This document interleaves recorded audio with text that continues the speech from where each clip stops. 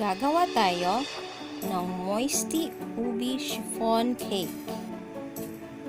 Please don't forget to share, subscribe, and click the bell button for more recipes.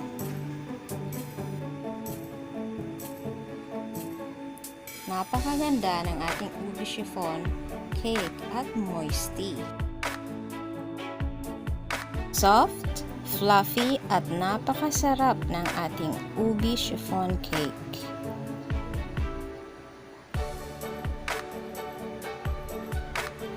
Tikman natin. Sarap. Simulan na natin. For the ingredients, check the description box below.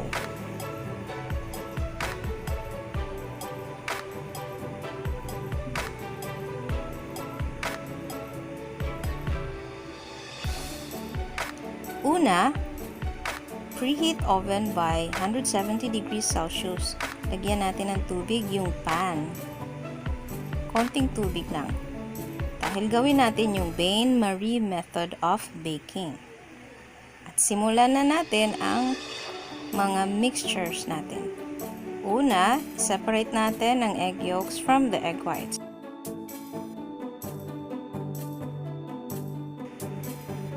Ganito yung pag-separate ko ng egg. I'm not using the eggshell. Instead, I use my fingers. Para masigurado ko na hindi talaga mapupunta yung egg yolk or mamimix egg whites. At ito din isang paraan na maaari ninyong gawin. Gamitin nyo lang yung isang eggshell to separate the egg yolk.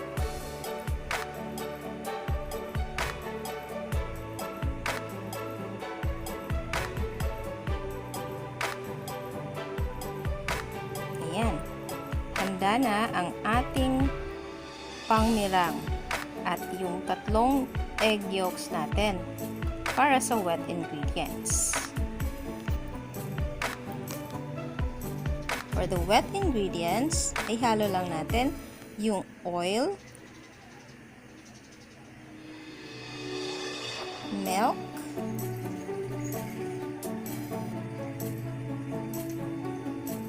at paisa-isa nating ihalo yung egg yolks.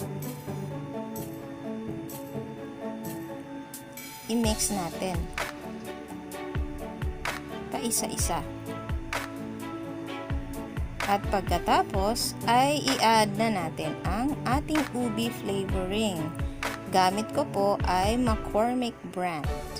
Maaari din nyo pong gamitin yung ibang brand.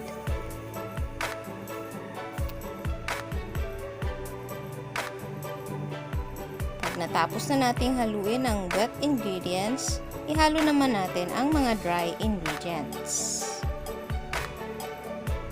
Una, ang ating all-purpose flour. I-sift natin. Ganun din ang ating baking powder.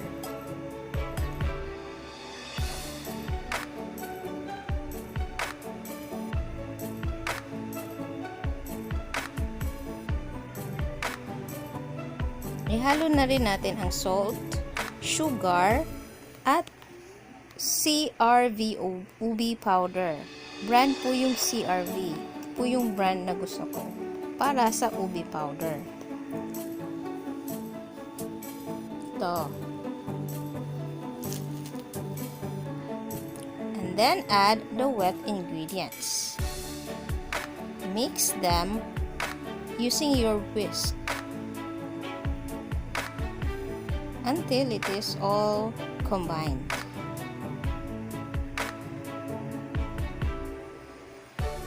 Set aside na natin yung ating mixture at gawin na natin yung ating meringue. Using our mixer, we mix the egg whites at a medium speed first.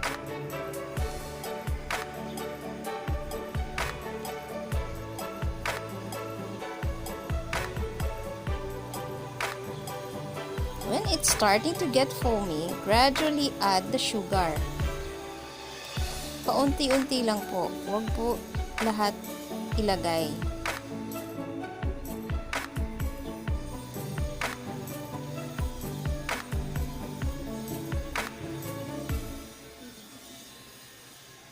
I-check po natin kung okay na po yung meringue natin.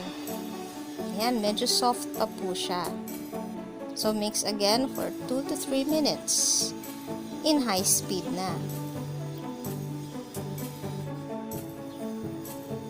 Stiff na po ang ating meringue. Hard stiff na siya. Ready na siya para ihalo doon sa ating mixture. Put half of your meringue in the mixture and start folding until well combined.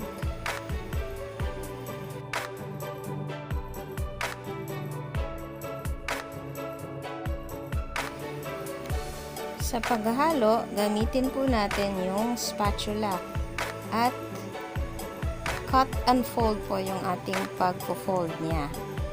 Same direction. At pagkatapos na ma-fold natin yung half ng meringue, lagay naman natin yung other half of the meringue and combine.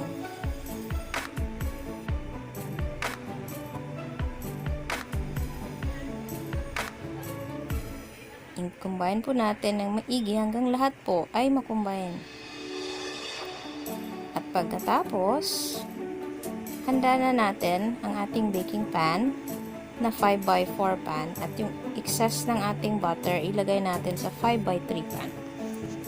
Maaari hindi po natin gamitin yung 8x3 pan for the whole mixture.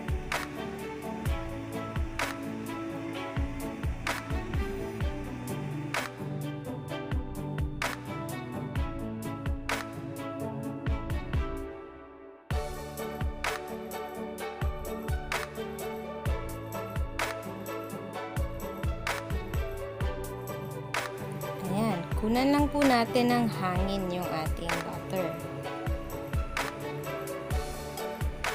Start baking at 150 Celsius for an hour, at 170 Celsius for 30 minutes. Baine Marie method. If you are using a taller pan, for example size 5x4, additional baking of 30 minutes or depending on your oven. Check your cake only after 1 hour and 30 minutes baking. If you do not like to use Baine Marie method, bake at 170 Celsius and 45 minutes. And after baking, invert the pan and let it cool for 15 to 30 minutes. At maaari na siyang kunin.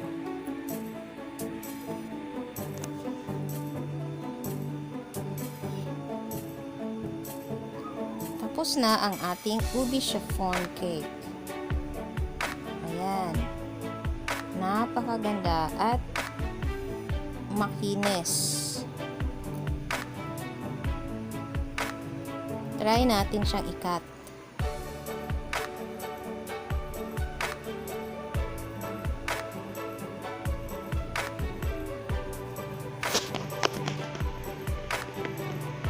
This is the most perfect chiffon cake I have ever made.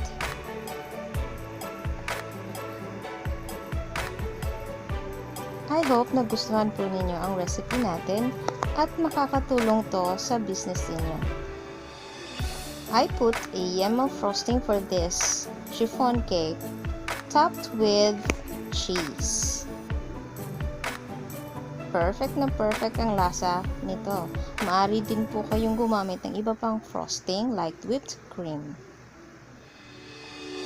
Ayan. And our Moisty Ube Chiffon cake is finally done. Thanks for watching.